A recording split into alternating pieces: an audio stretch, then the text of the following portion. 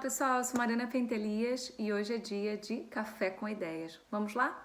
Bem, seguindo essa série do Café com Ideias desse mês, que é falar sobre psicopedagogia, na semana passada nós falamos o que é então essa psicopedagogia. Deixei lá material complementar para vocês entenderem um pouco mais sobre essa profissão, a ética nessa profissão, que aliás ainda não é reconhecida como uma profissão, mas como eu intento que um dia alcancemos esse patamar, vou chamá-la de profissão.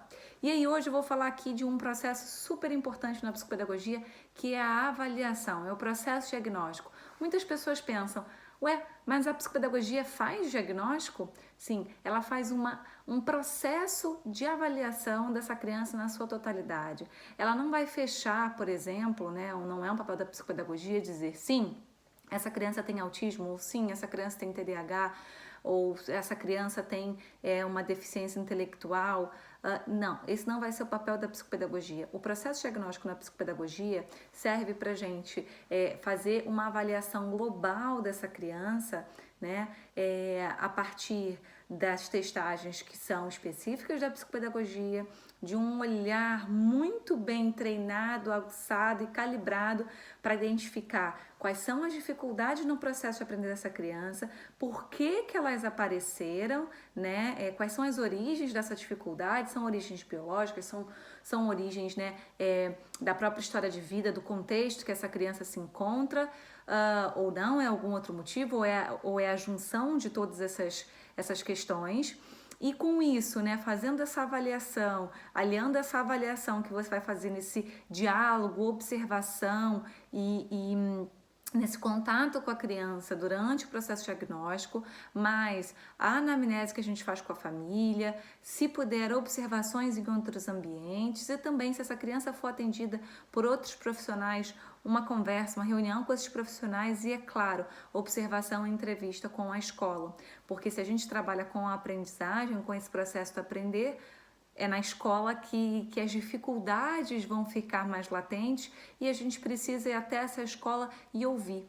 Ou seja, a psicopedagogia, então, ela vai partir de uma queixa inicial. Essa queixa inicial pode ser, né, pode surgir na própria escola, ou até os pais percebem, poxa, meu filho está com uma dificuldade para isso ou para aquilo, então eu vou buscar um profissional. Mas a gente sabe que na maioria dos casos vem indicado ou por outro profissional ou até mesmo pela própria escola.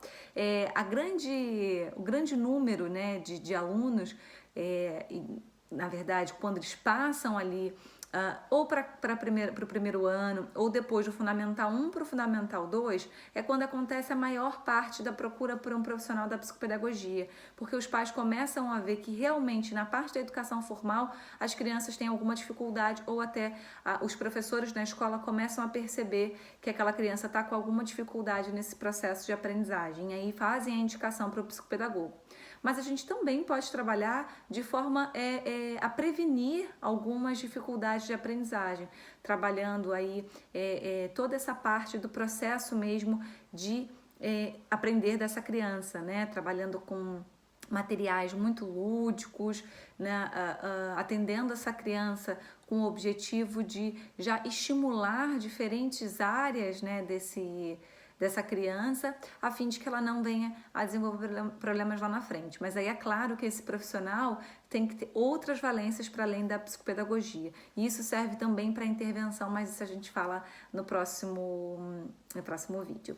Mas voltando aqui à parte desse processo diagnóstico, é muito importante, então, além dessa junção aí dessas três áreas que eu falei, não é só a criança, mas também a escola e a família, e talvez tenha uma quarta que são esses outros profissionais. Toda a sessão que você fizer com a criança vai ser muito importante, ter muito diálogo, muita observação, né, para tentar entender essa criança como um todo, ela com ela mesma, ela em relação ao processo de aprender, ela em relação com a sua família, ela em relação com com os outros contextos onde ela está inserida. Então, além de entender as testagens, né, quais são as testagens, qual é o passo a passo desse diagnóstico, é importante a gente, todas as sessões, fazer pequenas anotações e criar as famosas hipóteses diagnósticas. Essas hipóteses é que vão servir para a gente lá na frente unir todas as observações, mais as reuniões que a gente fez, né, em outros contextos, para escrever, para delinear aí qual foi a devolutiva, qual foi esse fechamento. E nesse fechamento tem que ter não só as dificuldades, mas as potencialidades da criança. Identificar o que aquela criança já adquiriu de habilidade, o que ela já consegue fazer, porque isso vai servir de ponto de partida para essa intervenção dessa criança. Eu vou colocar aqui dois artigos, né, para vocês falando sobre esse passo a passo da intervenção diagnóstica. Mas as 3 dicas que eu posso deixar para vocês é: a primeira, vocês saberem como funciona muito bem esse processo, aliarem ao processo todo esse olhar psicopedagógico, esse olhar totalizante, esse olhar que vê a criança para além das suas dificuldades. E o 3 é conseguir fazer uma análise reflexiva e aprofundada de cada um dos pontos que você identificou. Eu espero que eu tenha ajudado e até o próximo Café com Ideias. Tchau!